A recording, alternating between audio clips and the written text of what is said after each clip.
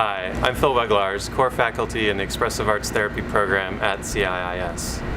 I'm here to talk about violence prevention, especially as it regards to youth violence. According to the Center for Disease Prevention and Control's Division of Violence Prevention 2010 study,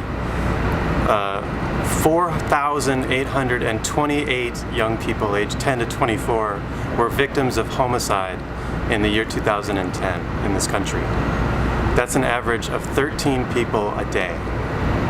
This is a heartbreaking statistic in our country. Homicide in that year was the second leading cause of death among 15 to 24-year-olds. Homicide is not the only form of violence that our youth experience. That year it was reported that 1 out of 5 high schoolers reported bullying in school. 1 out of 6 reported bullying online or electronically through email, chat rooms, web, or text. Now, 7% of teachers that year reported being physically attacked by students. That same year, in 2010, 1 in 5 12 to 18-year-olds reported the presence of gangs at their school. This is in addition to other forms of violence that may not appear in the statistics. A threat, an inconsequential physical act, emotional violence, all of these other forms create wounds, but they may not appear in the emergency rooms. This is a huge problem that our children are facing, and you don't have to be directly involved in the violence to be negatively affected. So the CDC recommends that prevention strategies take into account the whole community. The approach where we go after offenders and treat people individually isn't getting the job done. There are 3 broad strategies that are recommended. Universal school-based education programs that can lower aggression and violent behavior through what I'm going to talk about as social-emotional learning. Then there's also parent and family-based programs which improve the relationships within the home and in the neighborhood and teach nonviolent communication and conflict resolution.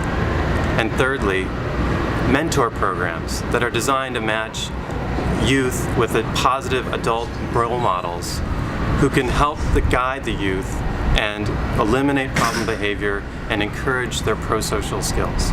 So I'd like to tell you a little bit about social and emotional learning. So this is something that you can find online and educate yourself. We'll give you the links in the comment section of this video. And this is coming out of the Collaboration for Academic and Social Learning, which is pronounced CASEL, C-A-S-E-L. Now, there are 5 core competencies in social and emotional learning that we should all be developing throughout our lives, and it starts in early childhood. Those 5 areas are self-awareness, self-management, social awareness, relationship skills, and responsible decision-making. So let me break those down a little bit.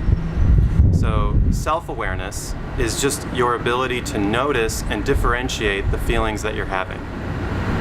Self-management is your ability to feel those feelings and act accordingly based on the situation that you're in. Social awareness is showing understanding for other people's feelings, which we think of as empathy and compassion. Relationship skills are the ability to form positive working relationships with other people.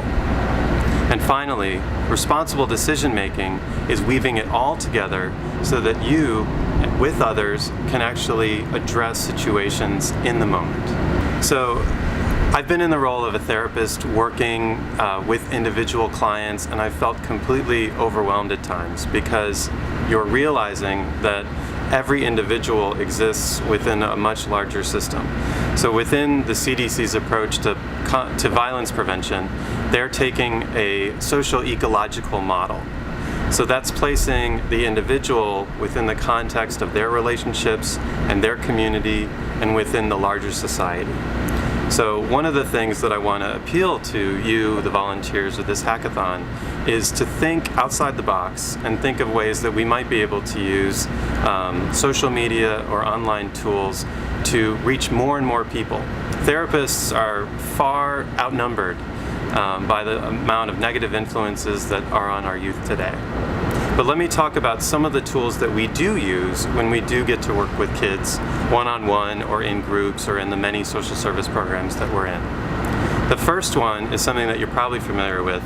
It's the "How are you feeling" posters. So the ones with all the different smiley faces. So let's do a little experiment. Take a breath, look at me, and I'm going to make a range of gestures, and I want you to take a guess as to the different emotions I'm trying to convey. Ready?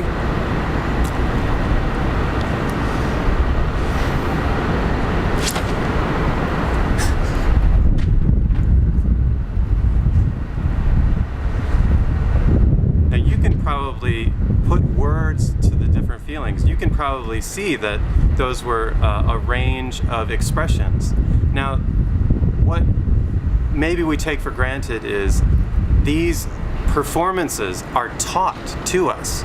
They're culturally specific, we understand them, and we come to know what the proper reactions to these feelings are because we're taught to do so. That's the basics of social emotional learning. Improper reaction, which can lead to violence, is also taught and learned. So what we need to do is we need to reach people well before the conflict begins. And we need to teach them that simple noticing of the feelings and ways to respond to that. The "How are you feeling" poster, and we'll share an image of those with you, is one simple tool that therapists have been using for years to help children differentiate and name different feeling states. So one idea we have for this hackathon is to digitize and make a more interactive model of that tool. So aside from the "How are you feeling" posters and other guessing games like charades, which are used in therapy, the main tool that's used interpersonally to teach kids different decision-making and relationship skills is roleplay. So you've probably done this yourself, but you might think in your head, think through a situation, think what might happen, and think how you might respond. So as an expressive arts therapist, we're going to use a lot of drama. And there's some amazing examples of intentional role plays that are being taught to children so that they can problem solve through a situation while they're calm, while they're thinking, so that when it happens in real life and they find themselves the bystander, the potential victim, or even noticing that they are the one who might be at risk for aggression, they're giving them more choices. So I'm going to put a link on the comments section to an amazing program called Glitter and Raz, whose Go Girls program is doing amazing work in an Oakland public school. And we'll give you links to that, and you can check it out. So because these skills are learned, they require practice. The huge opportunity that we see as clinicians with the implementation of technology is the ability for children, their parents, and their teachers and mentors to give them more opportunities to practice this stuff. As a therapist, I'm very limited in the contact that I might have with a child or their family. Typically it's an hour or two a week. But if they had an online tool that the family could be accessing on their own, that the child could be accessing at school, that a teacher could be letting them use so that they could do self-paced, self-directed, guided development of these skills, their ability to master those skills would be greatly accelerated, and we would see a change within the schools.